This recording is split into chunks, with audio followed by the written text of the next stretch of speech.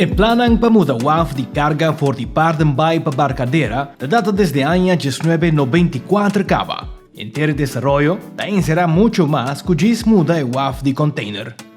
Para Aruba Ports Authority, a tarea a iniciar com destajo público organizada en febrero 2021. Después de una evaluación rigurosa, a otorgar el contrato de compañía estibador local Aztec, el único que participa finalmente en el destajo. El contrato ainda será un proyecto estilo Public-Private Partnership bajo el modelo de landlord. Aztec será responsável pela inversión en el terminal novo, infraestructura, empleado, equipo, atividad operacional y seguridad.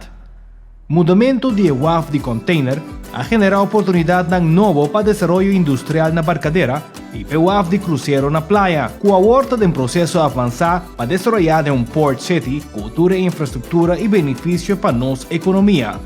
Para Aztec, o mudamento ajuda a aumentar a eficiência e processo ultramoderno de manejo de carga no terminal, haciendo que o handle container mais ligero comparado com antes, e assim, por brindar melhor serviço. Más eficiencia está traducida en entrega de carga más ligera, ayudando al funcionamiento y crecimiento de nuestra economía. Aztec está un día motor más importante de nuestra economía.